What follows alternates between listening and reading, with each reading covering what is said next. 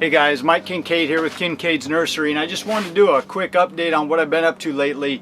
I've been grafting some Japanese maple. This is the first time I've ever grafted before. I've been wanting to do this for a while. I showed some Japanese maple I had got started from seed, and they're red leaf variety, but when they come from seed, of course, you don't ever get a clone of the parent. You just get just kind of a typical Japanese maple that may or may not be red, but they're good for grafting cut scions from another red leaf Japanese maple that might be a variety that you really want.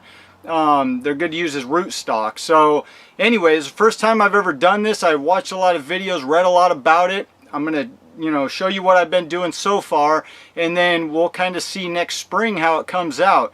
This is all new to me, the whole grafting process, but I really love my Japanese maples, and I want to find a way here to multiply them. So anyway, let's show you what's going on here. Alright, so here's what I've done so far. Alright, we've got, this is the grafting tape I've been using. I got at a local garden store. We'll see how that works out. Then I've got a grafting wax on top of there just to seal out any moisture and kind of keep everything nice and cocoon-like in there where the graft is.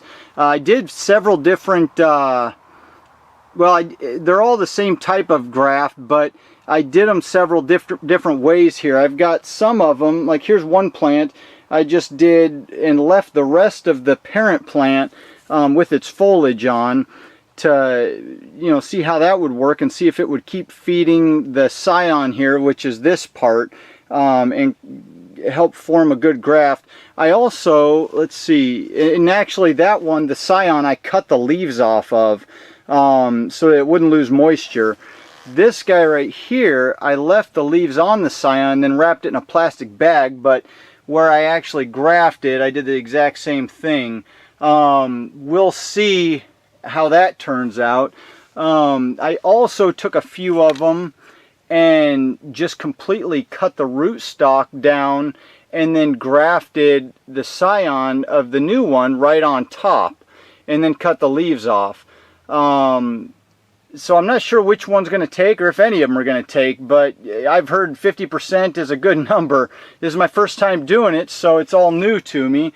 But I've got 10 of them grafted so far, and what I grafted them with, the scions here, are from a fire glow Japanese maple, which is a real beautiful red, and when the sun shines on it, if you're kind of in the back of the plant or underneath it, the leaves just glow a bright red. It's just a beautiful color. So I'm really hoping that I get some of these to take. Anyway, what I was going to do today here was, my wife has a nice lace leaf weeping maple, and I took some scions from it. I'm going to leave the leaves on this. The leaves aren't really red on this guy because the branches were taken, the scions were taken from down below underneath the plant. I'm not sure if those are the best cuttings or scions for that purpose, but for the purpose of grafting, but we'll find out. Anyway, I'm going to leave the leaves on these guys, and I'm going to try grafting that on top of what I have left of rootstock.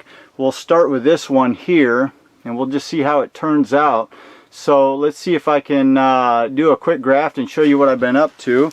I've got the supplies I use here are some alcohol on a washcloth, and I use that to clean my shears real good, and then you've got to have a real sharp knife, obviously, to make the grafts with. Being careful not to cut yourself, really easy to do when you're grafting, so hey, it's a dangerous sport. The grafting wax here that I've been using is Trowbridge's grafting wax.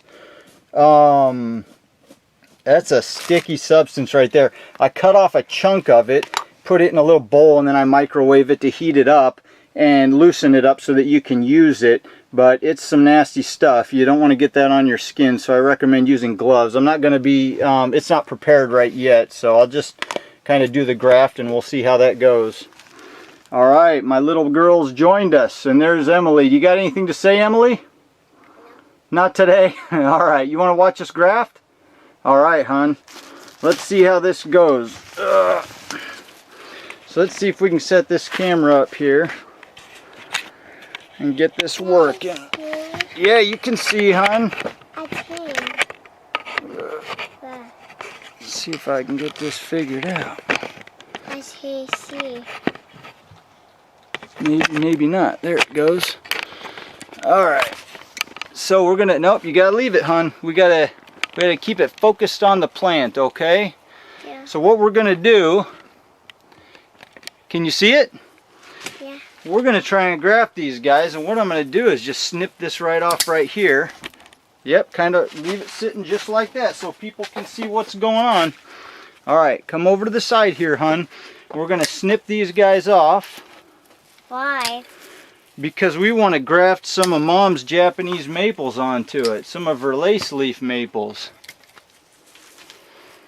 Alright, so we'll kind of snip this off and get it semi-ready here, and then we'll see what happens.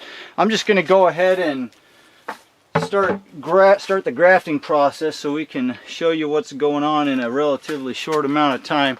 Alright, hon, step back and watch what we do here. Let's see if we can see what's going on. Alright. Oh, if we got that on the... There we go. And that's what we're going to graft onto. Alright, hon.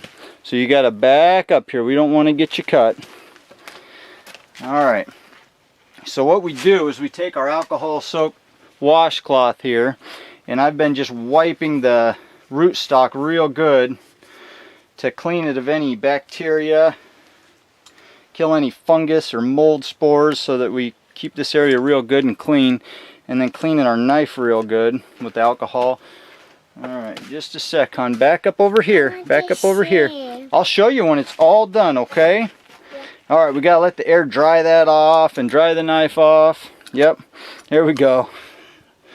Alright, and once that's dry, you just want to take, and I've been putting a little bit of pressure on one side of the plant with my leg to push against.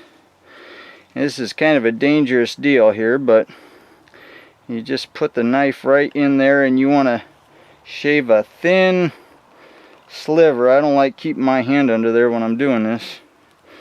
That's a sharp knife, and I don't want to slice myself. Alright, so that's a cut about maybe 3/4 of an inch down. Nice. Let's see if we can show the camera. Alright. Alright, where is it? We got that guy. It's about 3/4 of an inch down. Alright, see what's going on? Right here, hon. Not in that, right here. See this little slice? Alright, now watch what Dad's going to do. We're going to take this little scion. We're going to get some alcohol on it, clean it up. Take a few branches off. Hold on, hon. Leave that guy where it is so everybody can see. Everybody can yep. see. Alright. And now we're going to take, now back up so I don't get you. Alright, now we're going to take the knife, and then you hold it at about, I don't know, maybe a 45-degree angle, not quite so sharp. And just, you try to, in one slice, well, that didn't work too well. We'll try it again on the other side.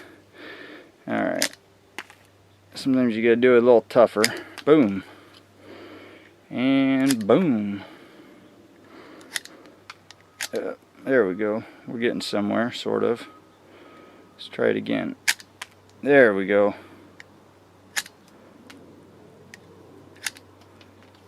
And you gotta try and do it in one slice, so you don't have rough edges that are keeping the scion from mating with the rootstock. That's pretty good. It isn't perfect, but geez, nothing in life is it? Alright, we'll see what we get with that guy. Hold on a sec, hon. We're going to show how to wrap the scion around the rootstock here. Alright, so then we take our little cutting and we slide it right in, trying to mate up the cambium layers, which is the layer of bark just underneath the surface bark. So you're really, if it's a thicker stalk, you're not going to have it mated on both sides. You're going to have it mated on just one side. Let me see if I can show that. Oh, my guy fell out. It's just going to be on one side of the actual slice there, not on both sides, just one side, so you can mate up that cambium layer. Alright, so once you've got that, get out your grafting tape.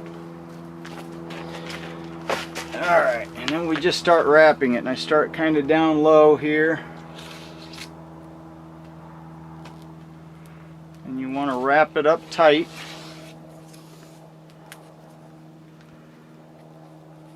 And like I said, I am by no means a professional at this. This is all new to me. But I think I've got the hang of it. We'll find out. The proof is in the pudding. We'll see what happens next spring. I see you. Alright. Get that guy all wrapped up.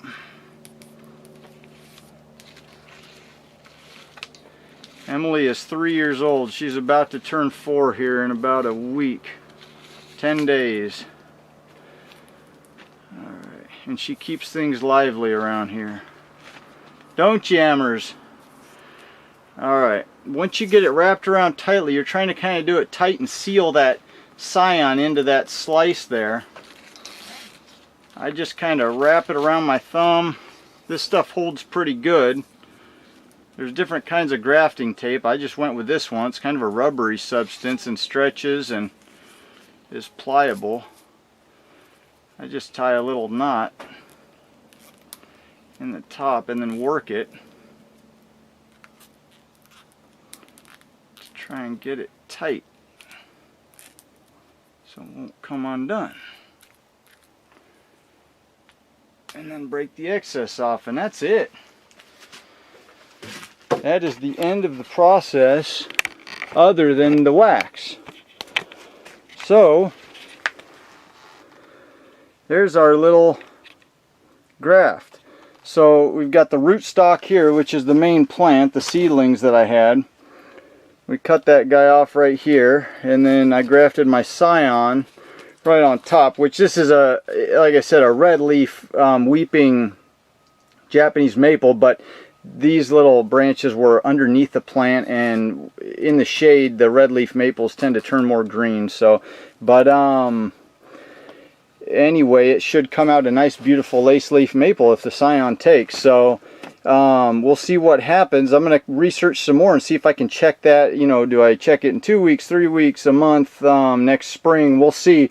But I'll make an update on how that little graft did. I'm going to cover this with plastic here and to prevent it from losing moisture, and we'll just kind of watch it and see what happens. I'll probably cut this little side off because that's not doing any good. So anyway, thanks for watching. That's what we're up to at Kincaid's Nursery right now. It's October 6th today, so it's the fall. It's actually a nice warm October, as it's pretty dang hot in here right now. The sun's shining bright, and I'd say it's probably close to 75-80 degrees in here. So I know I'm a little late on the grafting, but because it's so warm in here, I think I've got a good shot at these taking. But anyway, I'll keep you updated and let you know what happens. Thanks for watching.